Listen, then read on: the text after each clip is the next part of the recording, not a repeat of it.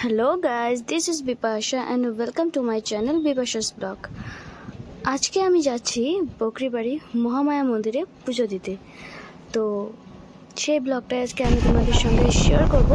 আর এই শক্তিপীঠটিতে কিছু ঐতিহ্যময় কাহিনী আছে, সেই কাহিনীও আমি তোমাদের সঙ্গে শেয়ার করব। তো গল্পটি শোনার জন্য ভিডিওটা স্কিপ না করে দেখতে থাকো। তো চলো ভিডিওটা শুরু করা যাক।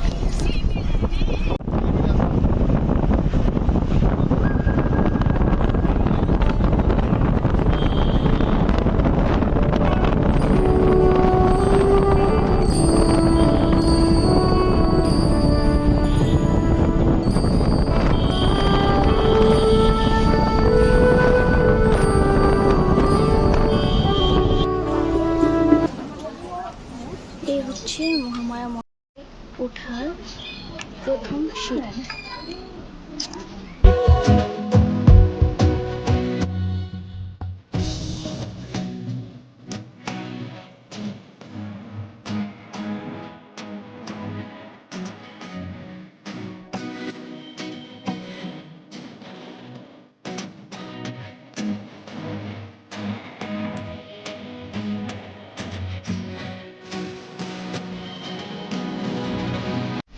তোমরা যদি কেউ এখানে পুজো দিতে চাও তো এই মন্দিরটি সোম থেকে রবি প্রতিদিনই খোলা থাকে, আর সকাল 6টা থেকে 1টা পর্যন্ত মন্দির খোলা থাকে, মানে তোমরা পুজো দিতে পারবে। 1টার পর মন্দির বন্ধ করে।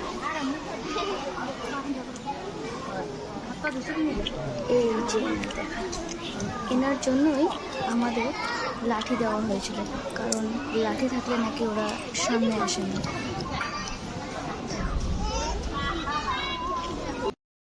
পুজো দেওয়ার জন্য এখানে টিকিট কেটে নিতে হয়, তারপর লাইনে গিয়ে দাঁড়াতে হয়। দেখো কত ভিড়, জানি না কখন পুজো দিতে পারবো। লাইনে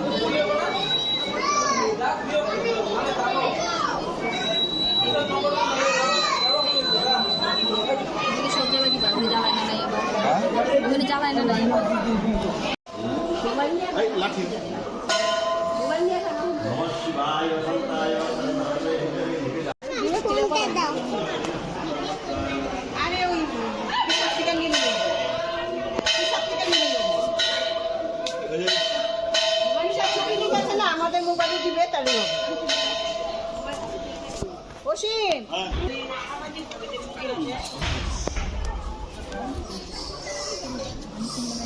এই সবটার ভিতরে একটা মন্দির আছে। এখানে হচ্ছে সামাজিকভাবে এটার ভেতরটা দেখো।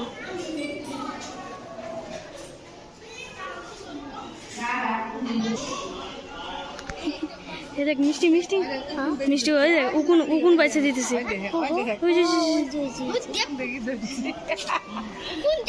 দেখ দেখ দেখ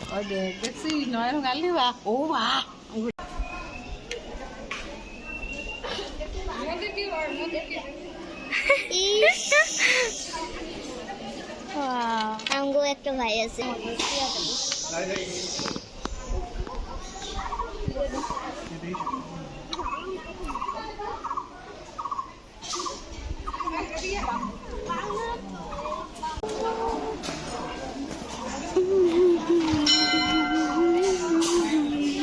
এই গাছটিতে ধাগা বেঁধে সবাই নিজের ইচ্ছে কথা জানায়। তো সবাই বিশ্বাস করে যে এখানে ধাগা বেঁধে কিছু চাইলে সেটা নাকি পূরণ হয়। তো অনেকে এখানে ধাগা বাঁধে।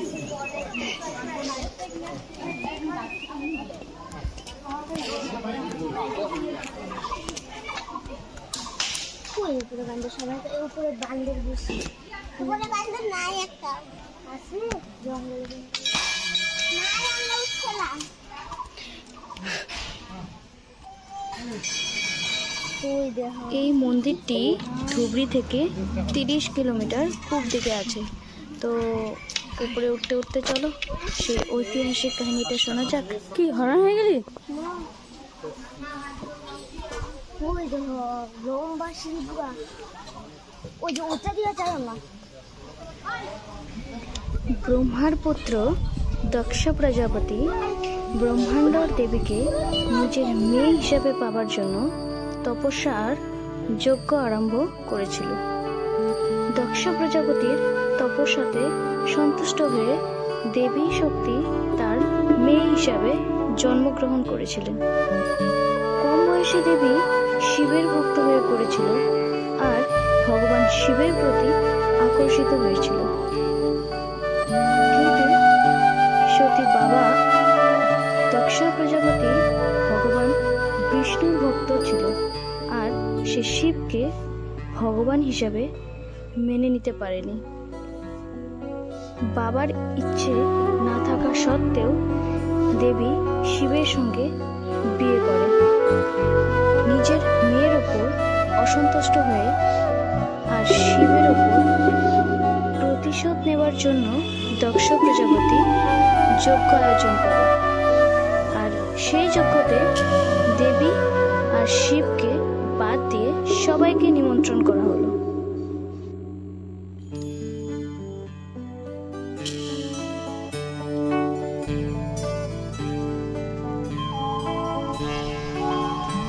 এখানে কি কি আছে?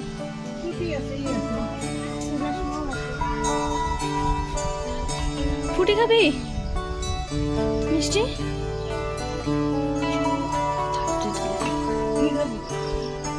বল কি খাবি?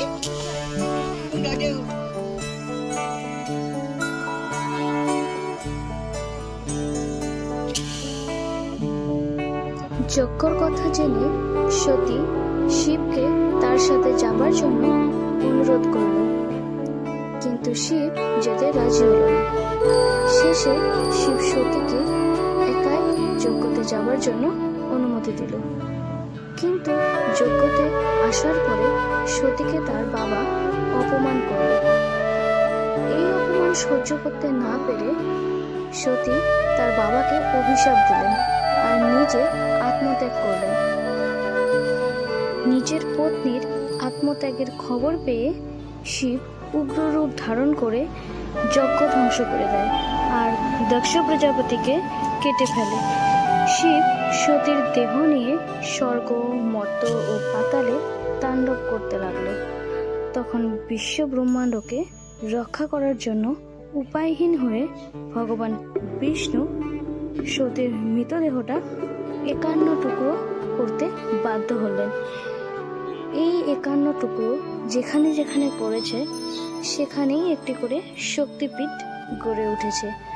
আর এই মহামায়া মন্দিরে সতীর ডান কাঁধের টুকরোটা পড়েছিল। তো এটাই ছিল সেই ঐতিহাসিক কাহিনী।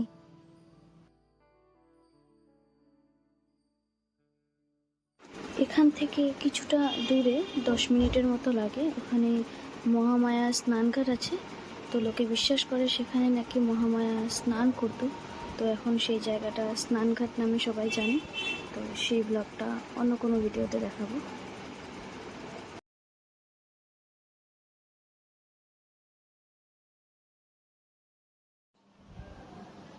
এটা একদম উঁচু পাড়টা, একদম সবার উপরের দিকটা।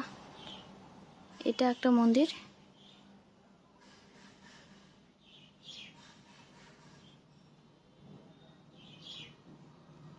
এটা অনেক পুরনো মন্দির, 400 বছরেরও মানে আগের। 400 বছর থেকে এখানে প্রতি দুর্গাপুজোতে ছাগল, হাঁস, পায়রা এসব বলি দেওয়া হয়।